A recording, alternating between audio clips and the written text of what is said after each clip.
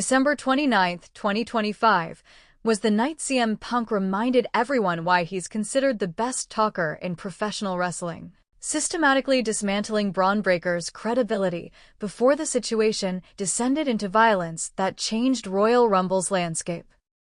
The final Raw of 2025 carried enormous weight as WWE headed into the holiday period and the rapidly approaching Royal Rumble, where the landscape had already been dramatically reshaped by Brock Lesnar's unexpected championship unification on SmackDown just 2 days earlier. The announced Fatal 4-Way for the undisputed WWE Championship, Brock Lesnar defending against Roman Reigns, Seth Rollins, and CM Punk, represented the absolute pinnacle of WWE's current roster, four of the biggest names and most accomplished performers all colliding for the industry's most prestigious prize. But conspicuously absent from that match despite having been World Heavyweight Champion just weeks earlier was Bron Breakker, whose injury and subsequent recovery had occurred during the exact period when championships were being unified and the landscape was being reshaped. Bron had returned from injury clearly frustrated about being excluded from championship conversation, had made statements about forcing WWE to acknowledge his relevance, but hadn't yet had the definitive moment or confrontation that would re-establish his positioning at the top of the card. That all changed on December 29th when Bron interrupted CM Punk's scheduled promo segment in what became one of the most intense and consequential verbal confrontations of the year, followed by physical chaos that created immediate Royal Rumble implications nobody predicted. The question everyone needs to ask themselves is fundamental. Did CM Punk expose Bron Breakker as someone not ready for main event level competition through surgical verbal destruction? Or did Bron successfully position himself as a legitimate threat through his willingness to physically confront one of WWE's established top stars, regardless of the verbal beating he took first? Let me reconstruct this segment from the beginning, because the setup and execution reveal important truths about both men's characters and WWE's willingness to create genuinely uncomfortable television that doesn't follow predictable formulas. Raw opened with CM Punk making his entrance to massive crowd reaction, his music hitting immediately after the show's opening video package with no preamble or introduction, suggesting WWE viewed his segment as important enough to lead the broadcast.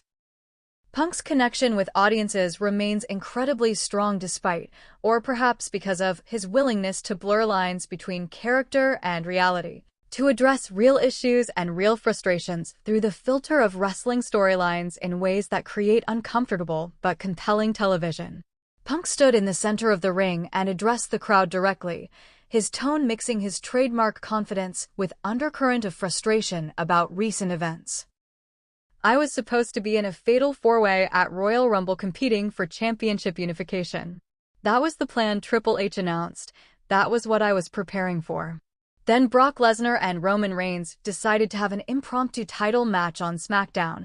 Seth Rollins interfered, creating chaos. And suddenly championships are unified weeks ahead of schedule through executive decision rather than through the match we were all promised. The frustration was palpable and felt genuine rather than performative, tapping into real fan disappointment about how championship unification had been handled. But you know what? Punk continued, his tone shifting from frustration to determined focus. I'm not going to complain about plans changing, because plans always change in this business. What matters is adapting and still accomplishing your goals regardless of how circumstances evolve. So, yes, the championship situation changed. But the Fatal 4-Way still happens at Royal Rumble with Brock defending against me, Roman, and Seth. Which means I still have the opportunity to become undisputed WWE champion at one of the biggest shows of the year. And unlike some people, I don't need months of build-up or perfect circumstances to succeed. I just need the opportunity. Here's where the first critical tension emerged. Punk's promo was clearly building towards something specific, referencing some people who need perfect circumstances in a way that suggested he was about to call someone out. The crowd began buzzing with anticipation about who the target would be. Was Punk going after one of his fatal 4-way opponents? Was he addressing someone not in that match who he felt should be? The answer came when Punk shifted his focus explicitly, which brings me to Bron Breakker.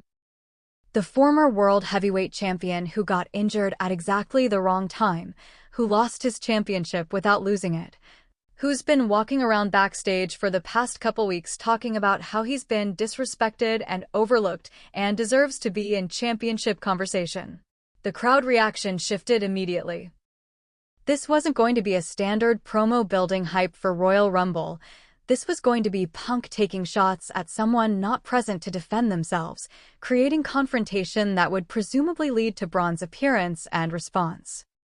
Bron, if you're watching backstage, and I know you are because everyone watches when CM Punk has a microphone, let me explain something to you about how this business actually works, Punk continued, his tone now carrying that edge of condescension that makes his heel work so effective when he chooses to deploy it. You don't get opportunities just because you think you deserve them. You don't get championship matches just because you held a title before and lost it through circumstances beyond your control. You get opportunities by proving consistently over years that you belong at the absolute top level of this industry. And Bron, you haven't proven that yet. The call-out was direct and harsh, immediately establishing Punk as the verbal aggressor in whatever confrontation was about to unfold. But before Punk could continue his dissection of Bron's worthiness, Bron's music hit, and the second-generation powerhouse stormed to the ring with clear hostile intent.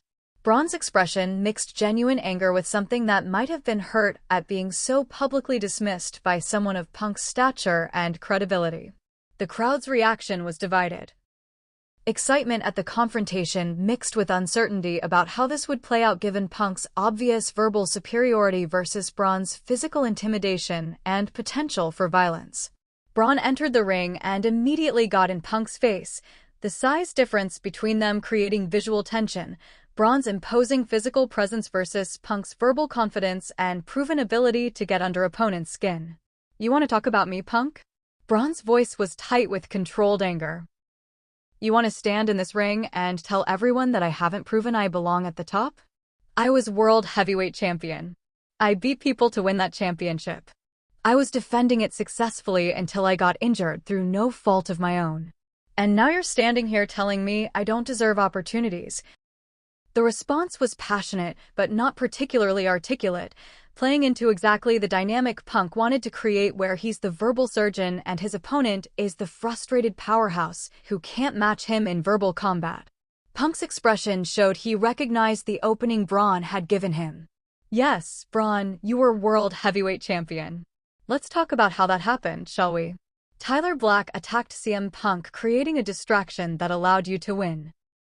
Paul Heyman orchestrated the entire situation to get the championship on someone he could control. Your entire championship reign, the centerpiece of your main roster career to this point, was built on manipulation and interference rather than on you legitimately defeating the champion through superior ability. The accusation cut deep because it was factually accurate based on established storyline, making it difficult for Bron to dispute without seeming delusional or dishonest. And yes, you got injured, Punk continued, not allowing Bron space to respond. That's unfortunate. I'm genuinely sorry that happened to you because injuries are part of this business and nobody wants to see someone's momentum derailed through bad luck. But here's the uncomfortable truth you need to hear. Getting injured doesn't entitle you to anything when you return. You don't get to come back and immediately be inserted into championship matches just because you were champion before the injury. You have to prove you deserve that positioning again. And Bron, in the weeks since you've been back, what have you done to prove you deserve to be in the undisputed championship conversation at Royal Rumble? The question hung in the air, and Bron's expression showed he was struggling to formulate a response that would sound convincing. The reality was that Bron's return had been marked by solid performances, but nothing that screamed immediate championship contender in the way that would justify inserting him into an already announced fatal four-way. That's what I thought, Punk said after several seconds of silence. You can't answer that question because the answer is nothing. You've had some good matches. You've shown you're physically recovered from the injury. But you haven't done anything that would make Triple H look at the Royal Rumble card and say, we need to change our plans to accommodate Bron Breakker. The second critical question emerged: was Punk legitimately trying to keep Bron out of championship conversation? Or was he actually doing Bron a favor by giving him the platform and the verbal ammunition to create a moment that would force WWE's hand about his positioning? The answer would become clearer as the segment continued and revealed its ultimate purpose. "So here's what I'm going to do for you, Bron," Punk continued, his tone shifting from dismissive to something approaching mentorship, though with an edge that suggested the mentorship wasn't entirely altruistic. "I'm going to give you the opportunity you claim you deserve. Not a championship match, because you haven't earned that yet, but an opportunity to prove you belong in the conversation about who's at the absolute top of this company." The offer created immediate speculation about what Punk was proposing: a match between them?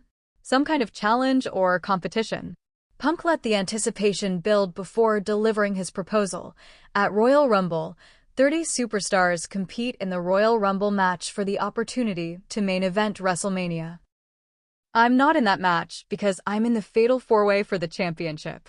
Roman Reigns is competing in both, which is insane but very Roman. But Bron, you could be in that Rumble match. You could prove your worth by winning it, by outlasting 29 other competitors and earning that WrestleMania main event opportunity. And if you do that, if you actually win the Royal Rumble, then you've earned your way back into championship conversation through legitimate accomplishment rather than through complaining about being overlooked." The proposal was actually quite logical and gave Bron a clear path forward: win the Royal Rumble, earn a WrestleMania championship match, prove worthiness through definitive accomplishment. But Bron's response suggested he wasn't interested in taking the long path when a more immediate opportunity might be available. "I don't want to win the Royal Rumble and wait until WrestleMania, Punk. I want my championship opportunity at Royal Rumble. I want to be in that Fatal 4-Way with you, Roman, Seth, and Brock. I want the chance to prove right now, not 2 months from now at WrestleMania, that I belong at the absolute top of this company." The demand was bold, but created immediate logistical questions. How would you insert a fifth person into an already announced Fatal 4-Way? Would that even make sense from a competitive standpoint? Punk's response addressed these concerns while also delivering what would become the segment's most memorable and controversial lines. "You want to be in the Fatal 4-Way at Royal Rumble? You want me, and Roman, and Seth, and Brock, and WWE management to just change all our plans to accommodate Bron Breakker because he feels entitled to a championship opportunity? Let me tell you something, kid, and I mean this with all sincerity, you're not ready for that match. You're not ready for the level of competition, the pressure, the expectation, the scrutiny that comes with being in the ring with 4 of the best to ever do this. You would get exposed. You would look like someone who doesn't belong. And that exposure would damage your career in ways that might be irreparable." The assessment was harsh, but delivered with enough apparent sincerity that it could be read as Punk genuinely trying to protect Bron from a situation he wasn't ready for, or as Punk being condescending and dismissive of a younger competitor's abilities. The ambiguity was perfect for creating debate and discussion. "But you know what?" Punk continued after letting his assessment sink in. "I can see you're not going to be satisfied unless you get your opportunity to prove yourself against main event level competition. So here's my offer. Tonight, main event of Raw, you and me one-on-one.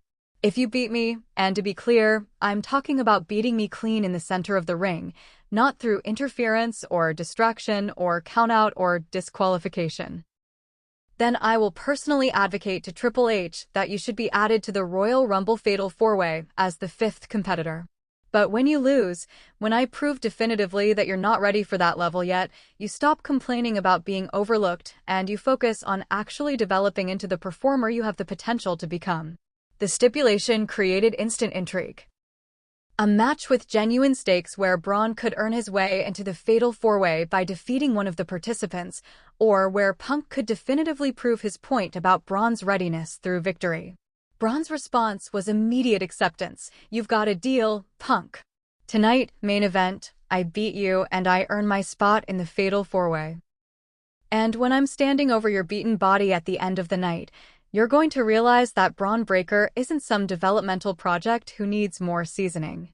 I'm a main event player right now, and at Royal Rumble, I'm going to prove it by walking out as undisputed WWE champion. The confidence was impressive, and the crowd's reaction suggested they were invested in seeing whether Bron could back up his words or whether Punk would systematically dismantle him, as the verbal confrontation suggested would happen. But before either man could leave the ring to prepare for their main event match, Paul Heyman's music hit, creating immediate tension because of Paul's complicated relationships with both performers. He'd manipulated Bron as part of the vision, and he'd been at odds with Punk for weeks following exposed conspiracies around Tyler Black's attacks. Paul appeared on the entrance ramp with his trademark microphone and smug expression, clearly about to insert himself into a situation that didn't directly concern him. "Gentlemen, please forgive my interruption of what was clearly a very testosterone-fueled negotiation about who's more worthy of championship opportunities," Heyman began, his verbal precision cutting through the tension. "But I couldn't help but notice that this entire conversation has been predicated on a false assumption, the assumption that either of you actually matters in the context of the undisputed WWE Championship picture going forward." The insult was directed at both men, immediately uniting them in their annoyance at Heyman's dismissiveness, even though they'd been antagonists moments before.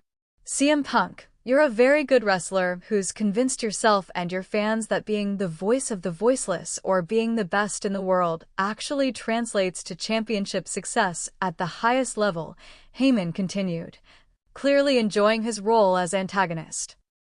"But the reality is that at Royal Rumble, you're facing Brock Lesnar, the client I've advocated for during his most dominant periods, who will destroy you just like he destroyed Obafemi.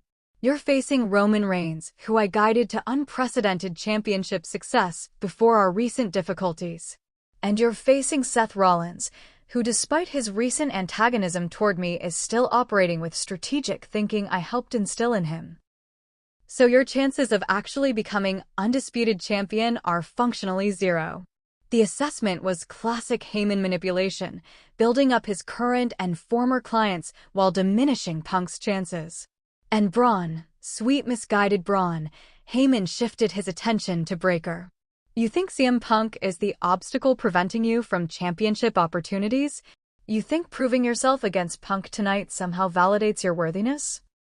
Let me tell you what the Vision's core mistake was. We positioned you as the centerpiece, as the champion who would dominate for years, when the reality is you were never more than a placeholder. You were someone with potential that I tried to accelerate beyond your actual readiness, because the alternative options weren't appealing.